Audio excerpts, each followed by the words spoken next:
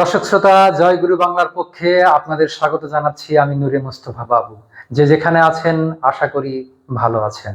ভালো থাকুক সবকিছু, সেই প্রত্যাশা আমাদের নিরন্তর। বাংলা ব্যাকরণের, বাংলা ভাষার এবং বাংলা সাহিত্যের বিভিন্ন বিষয় আপনাদের সামনে তুলে ধরা আমাদের কাজ। তারই ধারাবাহিকতায় আজ বাংলা ব্যাকরণের একটি অধ্যায়, তার নাম ধ্বনি পরিবর্তন। সেই ধ্বনি পরিবর্তন অধ্যায়ের একটি বিষয়ের স্বরসঙ্গতি, এটা নিয়ে আমরা কথা বলবো। তার আগে বলি, ধ্বনি পরিবর্তন এই বিষয়টি আপনারা অনেকেই মুখস্থ করে থাকেন। বরাবরই আমরা কিন্তু মুখস্থ বিদ্যার বিরুদ্ধে, কারণ মুখস্থ বিদ্যা আপনার কণ্ঠে থাকে বা আপনার মুখে থাকে, মুখে স্থিত হয়, কিন্তু আসলে ভেতরে থাকে না, অনুধাবনে থাকে না। সেই কারণে আমরা বলি যে বিষয়টি আপনি মনোযোগ দিয়ে অনুধাবন করুন, হৃদয়ঙ্গম করুন, তাহলে দেখবেন যে আপনি বিষয়টি আজীবনের জন্য মনে রাখতে পারবেন এবং আপনার কাছে অপেক্ষাকৃত সহজ মনে হবে। এই পরিভাষাগুলোর বা এই বিষয়গুলোর অর্থ বুঝে বুঝে আমরা সংজ্ঞার্থ মনে রাখার চেষ্টা করব। লক্ষ্য করুন, বলা হয়েছে স্বর সঙ্গতি। এখানে স্বর হলো স্বরধ্বনি। আমরা জানি যে স্বর বলতে এখানে বোঝানো হয়েছে আমাদের স্বরধ্বনিগুলোকে। আর সঙ্গতি দ্বারা আমরা কি বুঝি? আপনারা সঙ্গতি শব্দ সবসময় ব্যবহার করেন। কথায় কথায় আমরা বলি যে কথার সঙ্গে কাজের সঙ্গতি রাখো, আয়ের সঙ্গে ব্যয়ের সঙ্গতি রাখো। সুতরাং সঙ্গতি একটা মিল বা একটা ভারসাম্য বা একটা সমঝোতা, এটাকে আমরা ভারসাম্য বলবো আর কি। যে একটার সঙ্গে আর একটা ভারসাম্য বজায় রাখা, সেটাকেই আমরা বলবো হলো সঙ্গতি। তো এখন এখানে বলা হলো স্বর সঙ্গতি, স্বর মানে স্বরধ্বনি। তাহলে স্বরসঙ্গতি দ্বারা আমরা কি বুঝবো দর্শক শ্রোতা? যে শব্দের ভেতরের যে স্বরধ্বনিগুলো আছে, ধরুন একটি শব্দের মধ্যে দুইটি বা তিনটি স্বরধ্বনি আছে, সেই স্বরধ্বনিগুলোর মধ্যে একটা ভারসাম্য বজায় রাখতে হবে, একটা মিল রাখতে হবে। সেই বিষয়টাকেই ব্যাকরণ বলেছে স্বর সঙ্গতি, অর্থাৎ স্বরধ্বনির সঙ্গতি। তাহলে আপনি নিশ্চয়ই বুঝে যাচ্ছেন যে শব্দের ভেতরের স্বরধ্বনিগুলো পারস্পরিক প্রভাবে সমতা লাভ করা বা ভারসাম্য লাভ করা, সেটাকেই কিন্তু আমরা বলবো হচ্ছে স্বর সঙ্গতি। যেমন ধরুন, আমরা একটি শব্দ এখানে লিখে ফেলি তুলা। এখন তুলা আমরা অনেকে না বলে বলি তুলো। এখন লক্ষ্য করুন, এই যে একটা স্বরধ্বনি আছে আর এইখানে আরেকটা স্বরধ্বনি আছে, ব্যঞ্জন ধ্বনি কিন্তু আমাদের কারবারের বিষয় নয়। স্বরধ্বনি এই যে এটা থাকলো, আর এই স্বরধ্বনিটা বদলে এখানে ওকার হয়ে গেল। কেন ওকার হলো তার ব্যাখ্যা আরো অধিকতর রয়েছে, কখনো সুযোগ পেলে আমরা সে আলাপ আপনাদের সামনে উপস্থাপন করব। আপাতত বুঝে রাখুন যে এই যে উকার এবং আকার, এদের অবস্থান ছিল অনেক দূরে।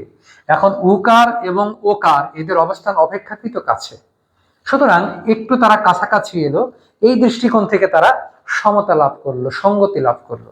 এই জন্য শব্দের ভেতরের স্বরধ্বনিগুলো পারস্পরিক প্রভাবে যদি সঙ্গতি হয়, লাভ করে বা সমতা লাভ করে বা কাছাকাছি আসে, সেটাকে আমরা বলবো স্বরসঙ্গতি। এখন স্বরসঙ্গতি কত প্রকার? স্বরসঙ্গতিকে বলা হয়েছে 5 প্রকার। প্রথম বলা হয়েছে প্রগত স্বরসঙ্গতি। আমি প্রগত লিখছি, আপনারা ধরে নেবেন প্রগত স্বরসঙ্গতি। এরপরে বলা হলো পরাগত স্বরসঙ্গতি, পরাগত স্বরসঙ্গতি। এরপরে বলা হচ্ছে মধ্যগত স্বরসঙ্গতি, মধ্যগত স্বরসঙ্গতি। এরপরে বলা হচ্ছে অনন্য স্বরসঙ্গতি, আর এরপরে চলিত স্বরসঙ্গতি। দর্শক শ্রোতা, এই 5 প্রকারের স্বরসঙ্গতি আমরা পেতে পারি। যারা শুনছেন আমাদের গুরুত্বের সঙ্গে শুনবেন, চাকুরি সহ বিভিন্ন শ্রেণী পরীক্ষার জন্য অত্যন্ত গুরুত্বপূর্ণ এই বিষয়টি। সুতরাং আমাদের এটিকে স্কিপ করে বা টেনে চলে যাবেন, সেই সুযোগ কিন্তু আপনার সামনে নেই, যদি আপনার জেনে বুঝে পড়াশোনা করার, ভালো ফল করার এবং ভালো চাকরি পাওয়ার একটি সদিচ্ছা থাকে। খেয়াল করুন, প্রগত, দ্বারা আমরা সাধারণত কি বুঝি? দ্বারা হলো এখানে পূর্বে বোঝাচ্ছে বা আগে বা প্রথমে বোঝাচ্ছে। দ্বারা প্রকৃষ্টও বোঝায়, কিন্তু এখানে প্রথমে বোঝাচ্ছে, অর্থাৎ প্রথম ধ্বনির প্রভাবে পরের ধ্বনিটা বদলে যাবে। স্বরসঙ্গতি, স্বরধ্বনিগুলোর সঙ্গতি হবে, মিল হবে। তাহলে কোনটার প্রভাবে কোনটা হবে? প্রথম স্বরধ্বনির প্রভাবে যদি পরের স্বরধ্বনি বদলে যায়, সেটাকে আমরা বলবো প্রগত স্বরসঙ্গতি। যেমন এই যে শীতকালে আপনারা মূলা খেতে খুব পছন্দ করেন, তাহলে এইখানে আছে উকার, প্রথম স্বরধ্বনি কিন্তু উকার, আর পরের স্বরধ্বনি আছে এইখানে আকার। প্রথম স্বরধ্বনি ঠিক থাকবে, যেমন আছে তেমনই থাকলো। পরের স্বরসঙ্গতিটা, স্বরধ্বনিটা এখানে আকার ছিল, সেই আকারটা কিন্তু এখন ওকার হয়ে গেল, আকারটা ওকার হয়ে গেল। এখন প্রশ্ন যে আকারটা ওকার হলেই কি স্বর সংগতি হয়? হয়। কেন হয় তার ব্যাখ্যা ধ্বনিতাত্ত্বিক আমরা আরেকটি ক্লাসে সেটি বোঝাবো। আপাতত বুঝুন যে উকার এবং আকার অনেক দূরে, উকার এবং ওকার একটু কাছে চলে এসেছে তারা। আর প্রথম ধ্বনিটি অবিকৃত আছে, এই যে উকার যেমন ছিল তেমনই আছে দেখেন, আর এই আকারটা কিন্তু এখানে এসে ওকার হয়ে গেছে। সুতরাং প্রথম ধ্বনির প্রভাবে পরের ধ্বনি যদি বদলে যায় সেটাকে আমরা বলবো হচ্ছে প্রগত স্বর সংগতি। এরকম আরো উদাহরণ থাকতে পারে, জুতা জুতো, তুলা তুলো। এবারে আমরা আসি পরাগত স্বর সংগতি। পরাগত স্বর সংগতি হচ্ছে পরেরটার জন্য আগেরটা বদলে যাবে, পরেরটার জন্য আগেরটা বদলে যাবে। মনির চৌধুরী এবং মোফাজ্জল হায়দার চৌধুরীর যে আমাদের নবম দশম শ্রেণীর ঐতিহাসিক ব্যাকরণ বই, যেটি থেকে বিসিএস সহ সকল চাকরির পরীক্ষায় প্রশ্ন আসে, সেখানে এখানকার একটি উদাহরণ দেওয়া হয়েছে পরাগত, লক্ষ্য করুন, সেটা হচ্ছে দেশি। এখন পরাগততে কি হবে? পরের স্বরধ্বনি ঠিক থাকবে, আগের স্বরধ্বনিটা বদলে যাবে। এখানে প্রথম স্বরধ্বনি আছে এ, পরের স্বরধ্বনি আছে ই। এখন পরের ইটা ঠিক থাকলো, তার আগে এখানে কি ছিল? এ। এই এটাও এখন ই হয়ে গেল, তাহলে শব্দ হয়ে গেল দেশি। অর্থাৎ পরের স্বরধ্বনির প্রভাবে আগের স্বরধ্বনিটা বদলে গেল, সেই জন্য এটাকে আমরা বলবো পরাগত স্বরসংগতি। ওখানে আপনারা একটি উদাহরণই পাবেন, আমি আরেকটি উদাহরণ আপনাদের জন্য বোনাস দিচ্ছি, সেটা হচ্ছে বেশি থেকে বেশি। এই যে লিখে দেই দেখেন, বেশি, তাহলে এই ইকার ঠিক থাকলো, আর এই যে এখানে একার ছিল এটাও ইকার বানিয়ে দিলাম, তাহলে হয়ে গেল বেশি। তো এটা হচ্ছে আমাদের পরাগত স্বরসংগতি, প্রগত, পরাগত। এবারে আসুন মধ্যগত। মধ্যগত হলো, প্রগততে আমরা দেখলাম প্রথম স্বরধ্বনির কারণে পরেরটা বদলে গেল, পরাগততে দেখলাম পরের স্বরধ্বনির কারণে আগেরটা বদলে গেল, আর মধ্যগততে আমরা দেখব আগে এবং পরে দুটো স্বরধ্বনির প্রভাবে মাঝের স্বরধ্বনিটা বদলে যাবে, তাহলে মধ্যগত। আবারও বলি, প্রথম এবং শেষ স্বরধ্বনির কারণে মাঝের স্বরধ্বনি বদলে গেলে সেটাকে আমরা বলবো মধ্যগত স্বরসংগতি। যেমন লক্ষ্য করুন, বিলাতি, এই যে শব্দের প্রথমে আছে ই, শব্দের শেষে আছে ই, কিন্তু মাঝের স্বরধ্বনিটা আছে আ। আমাদের কিন্তু স্বরধ্বনি নিয়ে কারবার, স্বরসংগতি মানে স্বরধ্বনি। কেউ আবার প্রশ্ন করে বসবেন না যে ব ল এগুলোর তো পরিবর্তন হচ্ছে না, এগুলো ব্যঞ্জন ধ্বনি, এখানে পরিবর্তন হবে স্বরধ্বনি। অতএব প্রথমে ইকার, শেষে ইকার, মাঝে কি আছে? আকার। এখন এটাকেও আপনি ইকার বানিয়ে দেন, তাহলে হয়ে গেল শব্দ কি? বিলিতি। বিলাতি থেকে বিলিতি হয়ে গেল। আগের এবং পরের স্বরধ্বনির প্রভাবে মাঝের স্বরধ্বনিও বদলে গেল, সেজন্য এটাকে আমরা বলবো মধ্যগত স্বরসংগতি। বোর্ডের বইয়ে একটাই উদাহরণ পাবেন। আরেকটা উদাহরণ আপনাদের জন্য আমি উপহার দেই, সেটা জিলাপি। জিলাপি, প্রথমে ইকার, শেষে ইকার, মাঝে আকার। এখন মাঝের আকারটা আপনি ইকার দিয়ে দেন, তাহলে হয়ে যাবে জিলিপি। দর্শক শ্রোতা, এবারে আমরা আসি আমাদের অনন্য স্বরসংগতি।